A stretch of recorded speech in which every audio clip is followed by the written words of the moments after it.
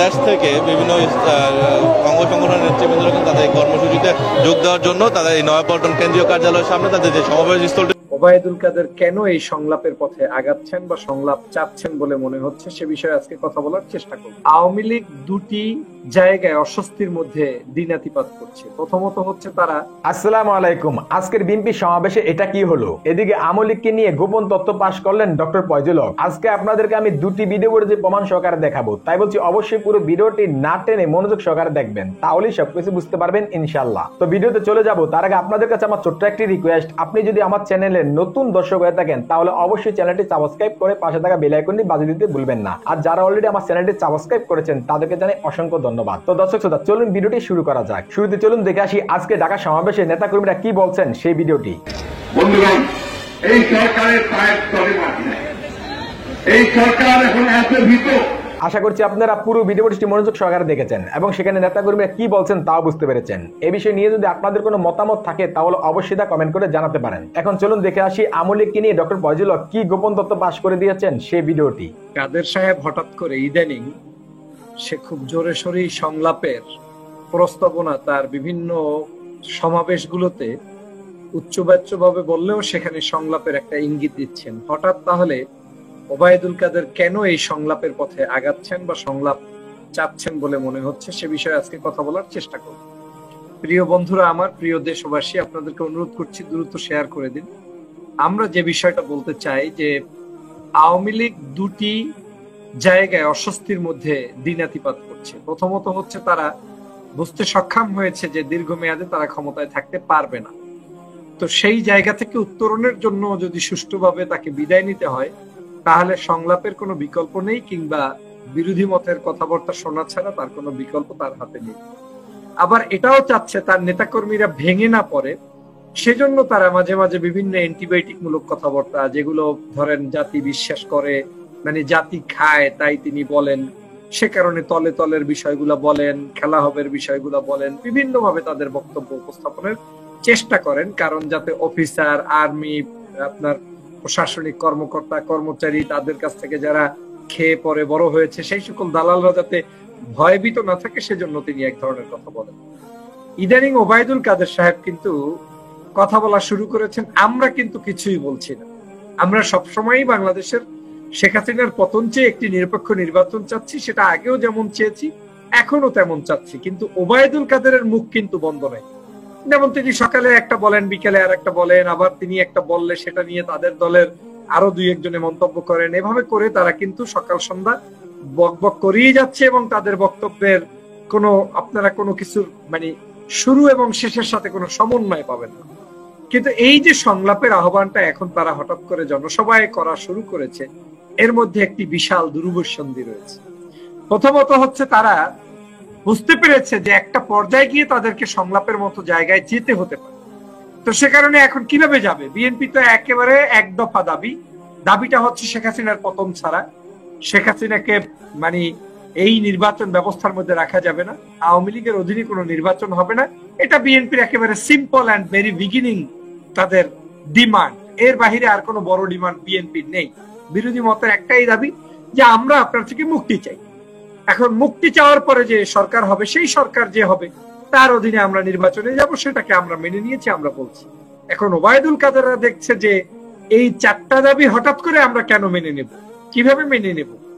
এখন সে কারণে তিনি নতুন করে মাঠে ময়দানে শুরু করে দিয়েছেন সংলাপ হতে পারে, তবে সেই সংলাপ বিএনপি যে দাবি দেওয়া করছে এই দাবি দেওয়াকে বাদ দিয়ে তারপরে আসতে হবে।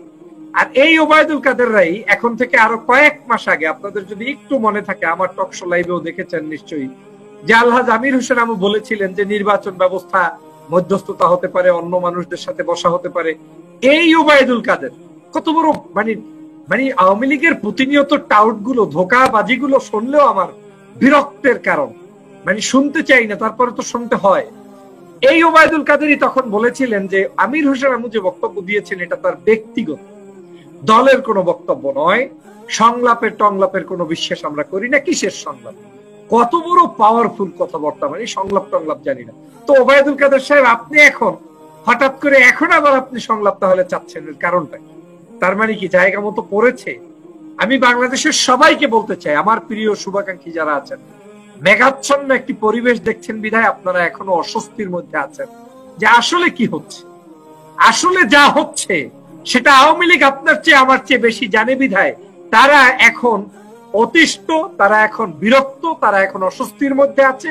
সে কারণেই তারা সকাল সন্ধ্যা বিভিন্ন ধরনের বক্তব্য বানিয়ে ছাড়িয়ে যা ইচ্ছা তাই বলার চেষ্টা করছে, জনগণকে বিভাজন সৃষ্টি করছে, বিভ্রান্ত সৃষ্টি করছে, একে মারছে, একে ধরছে, এর ব্যাপারে এ মন্তব্য, তার ব্যাপারে সে মন্তব্য, খালেদা জিয়ার মৃত্যু কামনা করা। আপনি কি একটু সহজ মনে করেন? ভাষার পরিবর্তন যখন কোনো মানুষের খুব বেশি হঠাৎ দেখবেন অ্যাগ্রেসিভ, দ্যাট মিনস এই জায়গাটায় আপনাকে মনে করতে হবে সামথিং। দুই কারণে মানুষ অ্যাগ্রেসিভ। একটা হতে পারে আনন্দে উল্লাসিত হয়ে যে বিজয় আমাদের হয়েছে, এখন আমি যা তা বলে দিলাম, ওই বিজয়ের আনন্দটা সহ্য করতে না পেরে। আর একটা হয় মানুষ যখন বুঝতে পারে যে এখন তাদের একটা কঠিন সময় অতিবাহিত হচ্ছে, সেই সময় মানুষ আর ব্যালেন্স রাখতে পারে না, সেই কঠিন সময়টাকে বলতেও পারে না, সইতেও পারে না, তখন এই ধরনের ইনব্যালেন্স একটি কার্যক্রম ঘটে, যেটা আওয়ামী লীগের ওবায়দুল কাদেরের ক্ষেত্রে ঘটছে, প্রতিদিন ঘটছে, প্রতিদিন ঘটছে। এখন তিনি বাধ্য হয়ে বলছেন, মানে ওয়ে তো খুঁজতে হবে। আমরা তো আগেই বলে দিয়েছি, হ্যাঁ আমরা সংলাপ চাইতে পারি, আমরা আপনার কি বলে সব মানে সংস্কার হতে পারে, কিন্তু আমাদের সংলাপ কি? শেখ হাসিনা থাকবে না, তারপরে নির্বাচন ব্যবস্থা কেমন হবে, আপনি কার সাথে বসবেন, কার সাথে বসে গল্প করবেন, কিভাবে নির্বাচনটা সাজানো যায়, কে নিরপেক্ষ ভূমিকা পালন করবে, সেটা নিয়ে আমার তো আলোচনা করতে কাদের কেন, সবার সাথে আমি রাজি। আমি তো রাজি, আমি তো আর আমার মতো একা একা আওয়ামী লীগের মতো নির্বাচন করতে চাই না, যে আমি যা বলবো তাই, তা না। আমরা চাই সংলাপ, কিন্তু সে সংলাপটা কখন? শেখ হাসিনা বিদায় নেবে, ফ্যাসিস্ট শেখ হাসিনা সরকারের এই সকল অবৈধ এমপিরা বিদায় নেবে, নেয়ার পরে যে সংলাপ হবে সেই সংলাপে আমরা বসবো। তো ওবায়দুল কাদের সাহেব তাহলে আমাদেরকে সংলাপে ডাকার কারণটা কি? সংলাপে ডাকার কারণটা হচ্ছে আপনি আমি যা না জানি সেটা তিনি জেনে ফেলেছেন। তিনি বুঝে ফেলেছেন যে এইবার আর 2023, এই 23 সালের 24 সালের শুরু কিংবা 23 শেষ, এই নির্বাচন আর ভকিঝুঁকি দিয়ে 14 সাল 18 সালের মতো করা যাবে না। তিনি বুঝে ফেলেছেন যে এখন আর কোনো রাস্তা তাদের কাছে ওয়ে নেই। এখন তাদেরকে বিশ্ববরণ্য চোর হিসেবে, বিশ্ববরণ্য ডাকাত হিসেবে বিশ্বের সকল মানুষ কিন্তু তাদেরকে চেনে এবং জানে। অতএব সেই দিকটা বিবেচনা করে তাদের কাছে এখন একটা অস্বস্তির কারণ দাঁড়িয়েছে, যে এখন একটা তো সোর্স খুঁজতে হবে, কোন পদ্ধতিতে তারা আসবে। সেই পদ্ধতিটার জন্যই এখন বক্তব্যে বলছেন যে সংলাপ হতে পারে, তবে এই শর্ত বাদ দিয়ে আমাদের সাথে আসতে হবে। এটা আসলে এক ধরনের কথার কথা।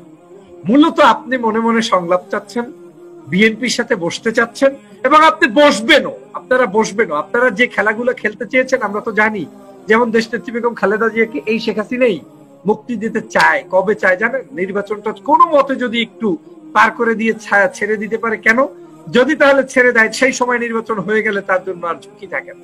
কিন্তু এখন যদি ছাড়ে, তাহলে তার ধারণা যে বিদেশে গিয়ে এই সেই নালিশ টালিশ করলে তার জন্য ক্ষতির কারণ হবে, সে কারণে তিনি ছাড়েন। আওয়ামী লীগের এখন যে এই পতনটা হবে এটা তারা ভালো করেই জানে। সে কারণে তারা কিছু পলিসি নিয়েছে যে একদিকে তারা নেতাকর্মীদেরকে উজ্জীবিত রাখবে, সেখানে তারা সকাল সন্ধ্যা মিথ্যা কথা বলবে, তাদেরকে বলবে আমরা বিএনপি কে পাত্তা দেব না। যেমনটা আপনার গতকালকের আমি আপনাদের লাইভ শোতে বলেছি যে ওবায়দুল কাদেরই গতকালকের কি বলেছে নিশ্চয়ই আপনার, যে হেফাজতে ইসলাম হতে দেব না বাংলাদেশে। আর একটা হেফাজতের চাইতে কঠিনতম নাকি কি ঘটাবে, পাঁচিমের শাপলা চত্বরে যা হয়েছে তার চেয়ে কঠিন করবে বিএনপির জন্য। কেন? বিএনপি নাকি অবরোধ করবে, বিএনপি নাকি মিছিল করবে, বিএনপি নাকি ঢাকাতে আসবে, তলে তলে নাকি আমাদের লোকজন ঢাকায় এসে বসে যাচ্ছে, কাপড় চোপড় নিয়ে আসছে, এটা নাকি তার অস্বস্তির কারণ। কাদের সাহেবকে প্রশ্ন করতে চাই, বাংলাদেশে বিএনপি কে ক্ষমতা থেকে নামানোর জন্য কতদিন আপনি হরতাল করেছেন মনে আছে? কত মানুষের জীবন কেড়ে নিয়েছেন মনে আছে? 2013 সালে পেট্রোল পাম্প দিয়ে আপনার কি বলে, আপনার পেট্রোল দিয়ে তারপরে আগুন ধরিয়ে দিয়ে বাসগুলোকে বিহঙ্গ পরিবহন জ্বালিয়ে দিয়েছিল সেই পঙ্কজ দেবনাথ, আপনার কি মনে আছে? আন্দোলন বন্ধ করতে আপনি হুকুম দেন, হুমকি দেন। আপনার তো বিরুদ্ধে চরমভাবে রাষ্ট্রদ্রোহী মামলা এবং মানুষকে হত্যার দায়ে মামলা হওয়া উচিত। অবশ্য আপনার কথা আমি গুরুত্ব এজন্য দেই না। একদিন আপনি বলেন ইউরেনিয়াম ঢালবেন আমাদের মাথায়, আর একদিন কালকে বলছেন আপনি কি আমাদের এই পতন হবে কি মানে পাঁচিমের শাপলা চত্বরের চাইতে ভয়ানক করবেন। আপনার তো দূরের কথা, আপনার বাপ দাদা 14 গোষ্ঠীর সেই দুঃসাহস কিন্তু নাই। কাদের সাহেব আপনি যখন বলেন আপনার নিচের অংশ খিচে যায়। আপনি বলতে পারেন না, আপনি উপর থেকে শুধুমাত্র বলার চেষ্টা করেন, আর বলেন কেন তাও আমি জানি। আপনাকে যেই মানুষটি চিকিৎসা সেবা দিয়ে বিভিন্ন অনৈতিক ভাবে হয়েও এই দীর্ঘ 3টে টার্ম আপনাকে সাধারণ সম্পাদক রেখেছে, আপনি সেই দলের দালালি করেছেন, আপনার পক্ষে তো আর কিছু বলা সম্ভব না। আর আমরা চাইও না আপনার মতো দালাল আমাদের কোনো পক্ষে কিছু বলুক, বলবেন কেন? কিন্তু আপনার কথা থেকে মনে হচ্ছে যে ইউ হ্যাভ ইনব্যালেন্সড, আপনার এখন ব্যালেন্স নেই, আপনি এই মুহূর্তে অসহায় আপনার অবস্থানটা, সে কারণে এখন আপনি আমাদেরকে সংলাপেও রাজি করতে চান, সে কারণে আপনি এখন আমাদেরকে হুমকি ধামকিও দেন, সে কারণে আপনি আমাদেরকে আবার ওই 5ই মের শাপলা চত্বর ঘটাবেন। এই স্বপ্ন দেখিয়েন না। শাপলা চত্বর ঘটিয়ে আলেম ওলামাকে হত্যা করেছেন, নির্যাতন করেছেন, জনগণ দেখেছে, জনগণ জানে, সেই স্বপ্ন আর বাস্তবায়নে দেশে করতে দেওয়া হবে না। আশা করছি আপনারা পুরো ভিডিওটি মনোযোগ সহকারে দেখেছেন এবং সেখানে ডক্টর ফয়জুল হক কি বলেছেন তাও বুঝতে পেরেছেন। এই বিষয় নিয়ে যদি আপনাদের কোনো মতামত থাকে তাহলে অবশ্যই তা কমেন্ট করে জানাতে পারেন। ভিডিওটি এই পর্যন্তই, দেখা হচ্ছে পরবর্তী ভিডিওতে। সে পর্যন্ত সবাই ভালো থাকবেন, সুস্থ থাকবেন। আল্লাহ হাফেজ।